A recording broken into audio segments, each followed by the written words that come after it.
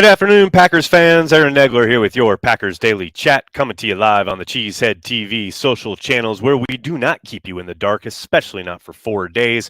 We try to talk Packers each and every day, Monday through Friday.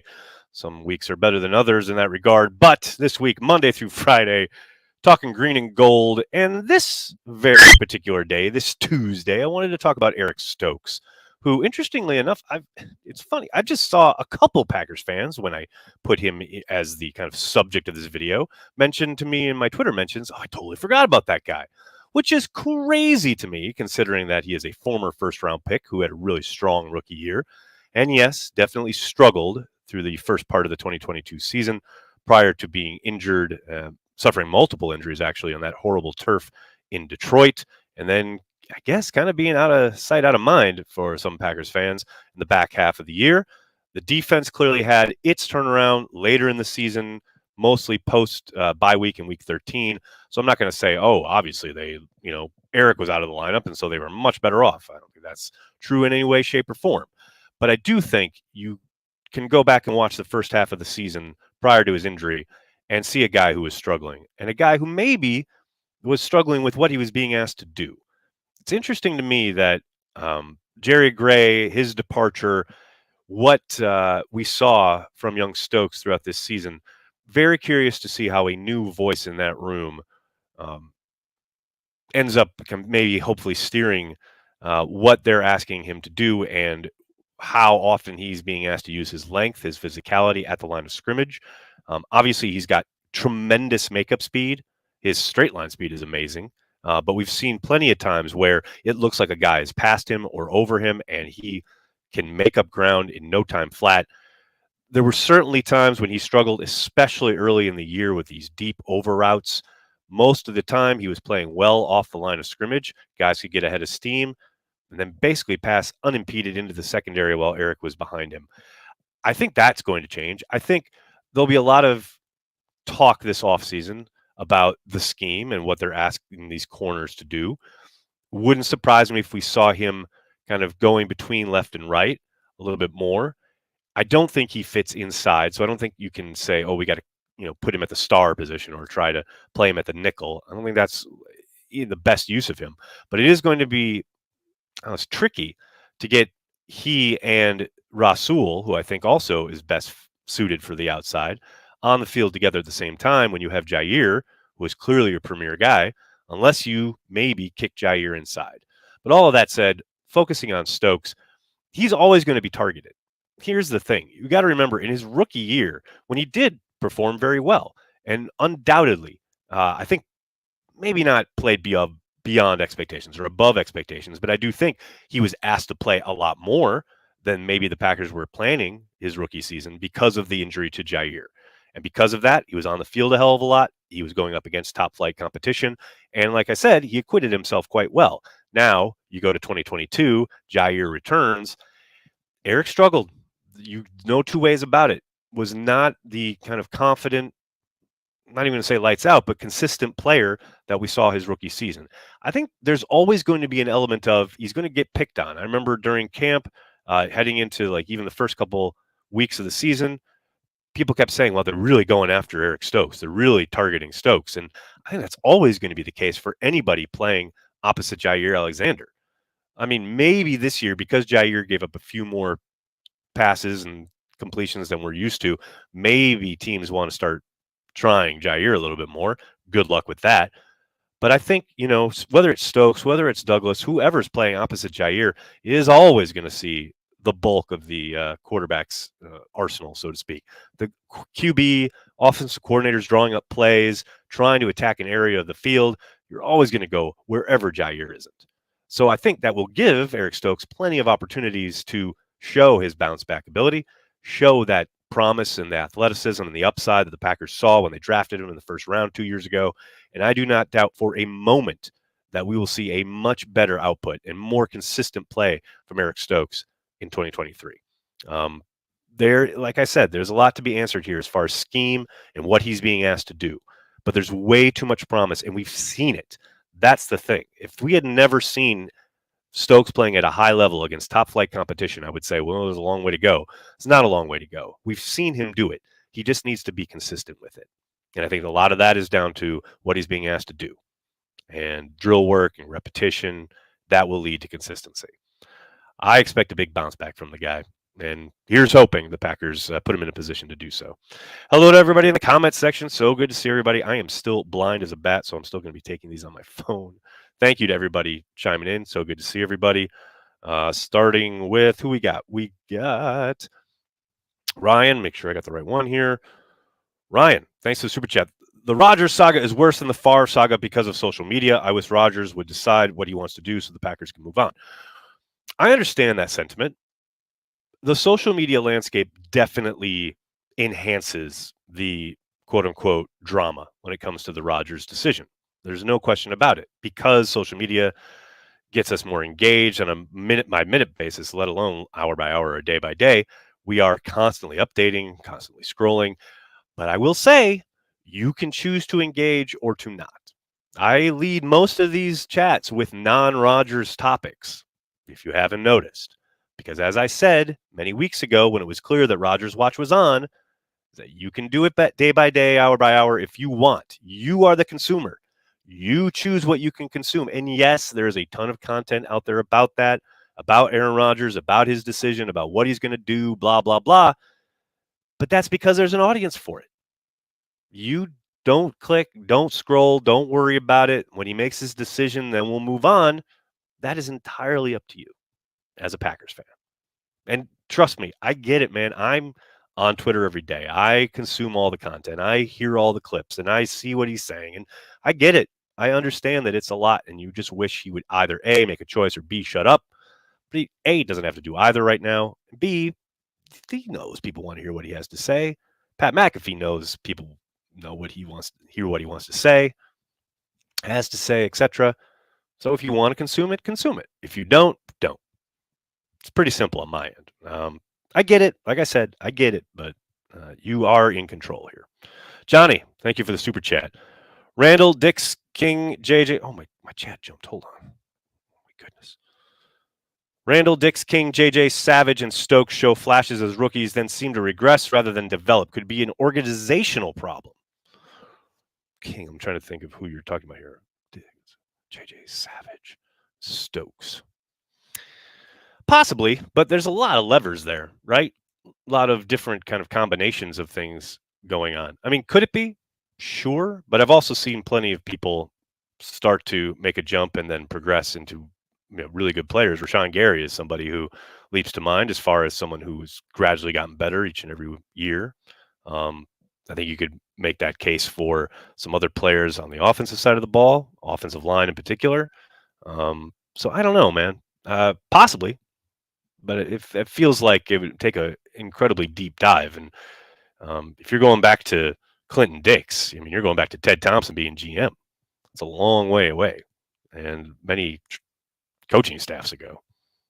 But I don't know. I'm not completely dismissing the idea. I think you're not entirely off base with the idea behind the question. John Simitovich, thank you for the super chat. Sorry for not being on the last few days. How dare you, John? I was in total darkness for 4 days. I've decided that I will continue carrying the G going forth.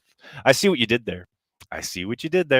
And look, I love that everyone wants to tweet about this and get their 2 cents in. But man, the guy's going to go on a 4-day thing where he's in darkness and great, and there's an open door, and if he doesn't like it, he can leave. It's pretty cool. I think it's pretty dope. But yeah, I don't know. He probably made ayahuasca super popular. He's probably going to make this retreat super popular. He's a different guy. He's a complicated fella, as Mark and Ted have said. Vex, thanks for the super chat. This is for the Ouija board fund to help us understand 12. What's to understand? He's a man who lives by his own credo and his own code. That's all you need to know. That's all you need to know. I love it. Samcon Gatto or Reggie Cobb? Is this even a question? Of course it's Samcon Gatto. Come on now. Friend of the show. I'm tired, Nags. Why are you tired? Come on. It's a beautiful day. Super Bowl's this weekend. Packers going to be awesome in 2023. I don't know. I'm just making this up as I go. Uh, I'll write in all caps until you get your new glasses. New York Cheese said that's greatly appreciated. Really appreciate that. Hmm. Our secondary sucked for the first three-fourths of the season. I don't think that's strictly true. I think there were certainly communication issues. I think you could see very problematic instances throughout every game through the first month of the season. But I think things improved as the year went on, earlier than three-fourths. But that's eye of the beholder stuff. I mean, you think it was three-fourths? I dig it, man. I get it. There was certainly a turnaround there in week 13 after the bye week. A lot of that due to playing a lot more zone, having eyes on the quarterback, etc. But I think that's awfully dismissive. I think those guys did a lot of good work through much more than just a fourth of the season. That's just me, though.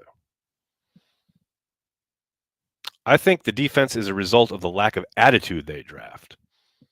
A lack of attitude. I'm not so sure attitude ever made a tackle. Josh Jones had an attitude, and he missed a ton of tackles. I don't know, man. I hear what you're saying. You want a little nasty, right? You want a guy who wants to hit somebody, wants to hurt somebody. I get it, man. But at the same time, I want somebody who's technically sound. I want somebody who breaks down in space and knows how to make a tackle and get somebody on the ground, not just throw a shoulder into them. I understand the idea behind wanting attitude on defense. I truly do. But I also want a defense that makes stops and doesn't let things rupture. And what's crazy and what's fucking weird is that Joe Barry's defense did a lot of that in his first season as far as making stops and making tackles and doing a good job of not allowing kind of, easy yardage. It was such night and day from Mike Pettine's last year plus in Green Bay that it was noticeable. They were so much more sound when it came to their tackling. And then you get to 2022, and that all really seemed to dissipate. And I'm not saying it disappeared completely because I still think there were some good instances where guys were technically sound and fundamentally sound and got guys on the ground. But there certainly were a lot more missed tackles this year. And I don't know what that's about. I don't know what you attribute it to. Same guy in charge, same staff for the most part. That's a conundrum. Because if you're the Packers and you're sitting there going, well, we did the same things with the same guys, yet we got worse at something we were really good at the first season, altogether. Obviously the thing is we got to do something. Well, you want to make sure you do something to make it better. Just doing something to do something is probably a good way to make it worse. That's just guesswork on my part, obviously. Next, what did the Packers receive in draft capital for trading Favre? If I remember right, it was a third-round pick from the Jets. And the only kind of stipulation with that was that they couldn't trade Favre back to the NFC North, or they had to give up 3 first-round picks or something like that. It was an old-school poison pill, which are no longer allowed. But yeah, I think the main compensation was a third-round pick, if I'm remembering right. That's just off the top of my head. Someone with Google can check that for me. Not enough, Brandy. Yeah, probably true, bud. Packers defense has talent, damn it. I agree. And that's what makes the Barry thing so frustrating. I joked about it on Twitter today, Packers fans watching all these exciting defensive coordinator hires. And the GIF was Don Draper bursting into tears because we know we have the talent. The talent is there. And yes, are they inconsistent at times? No question about it. But again, it comes back to my thing about Stokes. What are they being asked to do? When you re-sign Rasul Douglas, is the plan to play him at nickel? Because I think that's a poor plan. And this is my thing about the front office and the coaching staff. Are they on the same page? Because I don't think in any world does someone look at Rasul Douglas and go, that's a guy you want playing in nickel. That's a guy you want worrying about two-way goes. I just don't think that works. So to me, that's what's frustrating, is that there's talent there. But how are they utilizing it? What are they being asked to do? Is it the scheme? I lean way more towards the scheme and what they're being asked to do within it than I do the individual players, because I've seen them all play at a pretty damn high level. Now, do guys regress? Do guys play worse? No question. That happens every year in the NFL. I'm not dismissing that. But man, across the entire board, player by player, that suggests the coaching and the scheme. And that's what's frustrating. So, and look, the last 2 years, the Packers defense played way better than the offense in their final game. Absolutely played well enough to win. And I think if you're Matt, that's what you're looking at and going, I know we can do it. That 49er playoff game in particular, that defense was fucking awesome. Go to that Vikings game in Lambeau this year. That defense was fucking awesome. How do they get that defense to show up every week? Or at least even play up to that level? Yeah, you're going to give up more points sometimes. The ball's going to bounce a different way sometimes. I get that. But just that level, that attitude, that intensity, it's something we've heard Matt talk a lot about. 11 hats to the football, flying around, making plays. You see that some weeks, and then some weeks it's just an absolute clown show. Guys pointing and not knowing who's got who. It's like, backyard football. And that's what got Savage benched after that Tennessee game, right? I just, that's what's so frustrating. And that's, again, what comes down to the coaching and the clear disconnect with the talent that's on hand. You guys going to get me going here. Oh, I got some super chats. Sorry. Vex, thanks for super chat. Why did we not bring back Andre Rison back in the day? Oh, because he was very much a stopgap. It was a Band-Aid situation. It wasn't about like a long-term signing. It was just, Freeman went down. A bunch of people went down. I mean, they were down to throwing it to Don Beebe as their number one, and they were like, we got to sign somebody. And Andre came in, played well. It's funny because everyone remembers the touchdown in the Super Bowl. He didn't do much prior to that. I mean, yeah, he had a touchdown. I believe it was the final game, regular season game of the year. But it wasn't like he was lights out. He definitely helped him, no question about it.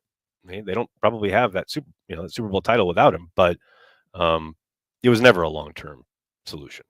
No doubt about that. What else we got? Don Vito, thanks for the super chat. Oh, Aaron thinks darkness is his ally. Hashtag Jordan Love season. Jordan was born in the dark, molded by it. Need a little Packer man as Bane make another appearance. Need another defensive end on this defense. Omega Weapon 13, I hear what you're saying. I've been pegging defensive line as a major need pretty much this entire offseason. I'm really interested to see how they play their group that they have on hand going forward. I suspect Dean Lowry probably isn't back. I think there's a good chance Jerron Reed isn't back. And that means, you've got to probably bring in some help along the D-line, whether it's at tackle or end, just because of numbers. But I think they've got to control things up front, especially, and I keep saying this, if they're going to insist on playing so much, two-man line with that heavy nickel, they've got to be able to control. They've got to be able to take on double teams. They've got to be able to at least bare minimum control the interior gaps.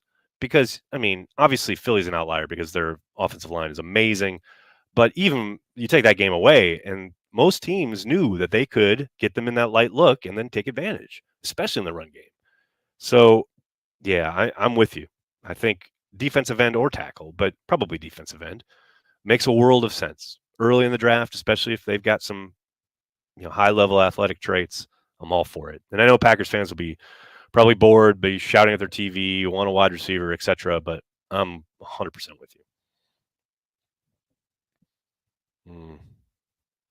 Is Matt LaFleur too passive with his staff? Interesting question, Matt. I don't know. I don't think so. I mean, he's had some turnover these last few years, and it's not like he hasn't let guys go or fired them, whether it's Mike Pettin, which obviously was at the end of his contract, but I think both sides agreed it was time. Firing Menenga, firing Mo Drayton. It's not like he stood pat when things clearly needed to change. Has he held on to guys too long? Maybe. Joe Barry might be that guy. We'll see. But I think there's a case to be made for continuity. I think that's what he's striving for, especially coming off of last offseason where you saw some pretty significant turnover, where some of that was because guys went and got other jobs. Nathaniel Hackett and Justin Houghton going to Denver.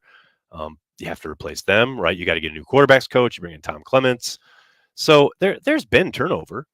I just don't think you want to fall into the trap of every offseason you got to have major changes. And I get that that's probably what Matt is thinking. And I said this a couple of weeks ago on Daily here on this channel. I think, I get the idea that Matt doesn't want to completely overturn everything every couple of years. Like he wants his staff to stick together and improve together. And that's the idea behind keeping Joe Barry. Because again, you've seen it work. You've certainly seen instances where they've played really well under Joe. The problem is it's not near consistent enough. But how do you get that consistency? By just completely overhauling it every couple of years, or by sticking that group and sticking with them and keeping them together and improving as a staff. And Matt clearly thinks they can improve from within as a staff.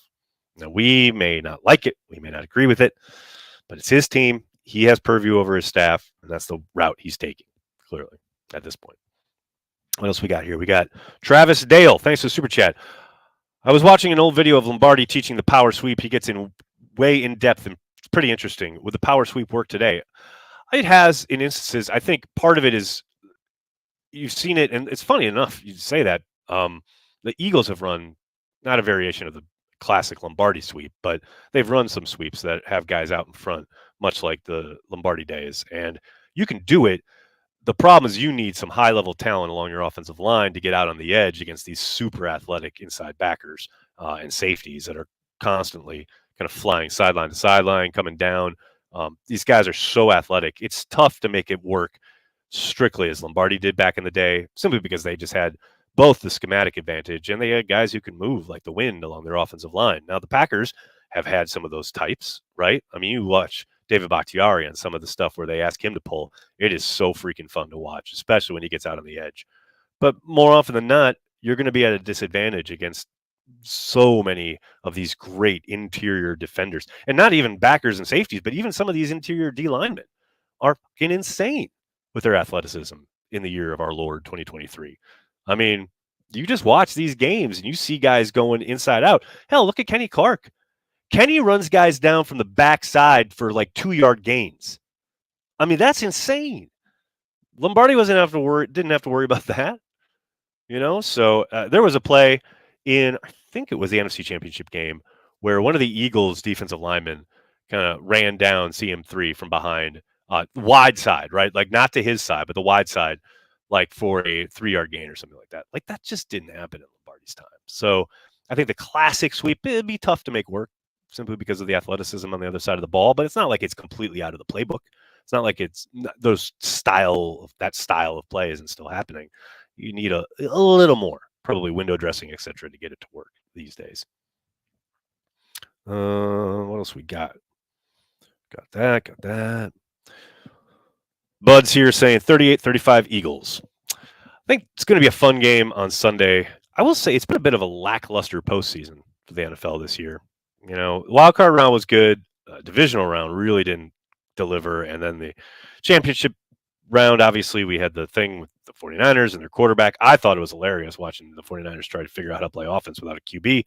And I thought the Bengals-Chiefs game was awesome. Super Bowl, I think, is going to be a really good game. I agree that the Eagles win. I think the Eagles are going to win, maybe not convincingly, but I think they're going to win by 2 scores unless, and I think the big thing we're going to hear about this week is the quarterbacks and the offenses and the coaches and all of that, all very worthwhile, all very worthy of coverage, and I'm not dismissing any of it. But I think it comes down to Kansas City's defensive line, especially Chris Jones, who is one of my favorite players in the league. He has to have the game of his life because so much of what the Eagles do on offense is obviously driven through that offensive line, which is probably the best in the league. You saw it the 49ers have an amazing defensive front. Amazing. And Philly was able to run the ball on them, was able to get to the second level on them. Maybe not with ease. I'm not saying they were like a knife through butter, but they were able to do it in a way that most teams haven't been able to do against San Francisco. I think Chris Jones has to absolutely blow stuff up and be a complete one-man wrecking crew for the Chiefs to have a chance to kind of slow down this Eagles offense. Kelsey and company, that interior, they're so good. They do such a good job of that initial double team and then working to the second level. Jones has to blow all of that up. And I think he can. That's the crazy part. That's how good a player he is. So I think that, more so than Pat Mahomes, who is amazing and all these weapons he's got and all that is going to be fun to watch. I have zero doubt. But to me, it comes down to Chris Jones and that front for Kansas City being able to get, the Eagles, just knock them back a bit and blow things up and get them into some 2nd and 12s and 3rd and 13s or at least 3rd and 7s plus, get them into where they're not ahead of the sticks constantly. They're not able to dictate. And I'm not saying it's going to be easy. I'm not going to say it's something they got to do every single play, but that's how I think Kansas City can win this game. They have got to be able to disrupt stuff, especially on early downs against Philadelphia, or I just think it's going to be the Philadelphia offensive line owning the day. That's my 2 cents on the Super Bowl this year. What else we got here, folks? What else we got? If Kansas City can get takeaways, I think they can pull it off. I mean, yeah, that's always a big thing, right? We spend all week or even 2 weeks when it's the Super Bowl talking about matchups and who can do what and blah blah blah, and then someone takes like a kick return for a touchdown, or there's a fumble return on a punt, and it sets somebody up in the red zone for an easy score, etc. Those are things that you never see coming, and they can absolutely 1,000,000,000% decide a football game, let alone a Super Bowl. We've seen it before. So yeah, could turnovers be a big key for the Chiefs in a path to victory? No question about it. I think clearly they're going to need a bounce or two to go their way, I would think. But that's why we watch, right? That's why we love the NFL.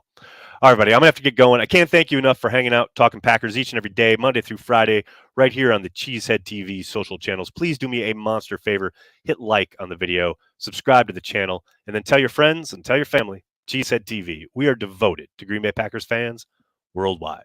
Carry the G Club members, Patreon members. I'll see you in happy hour, the top of the hour. Looking forward to it. Everybody else, have a great night. Thank you so much. Go Pack Go.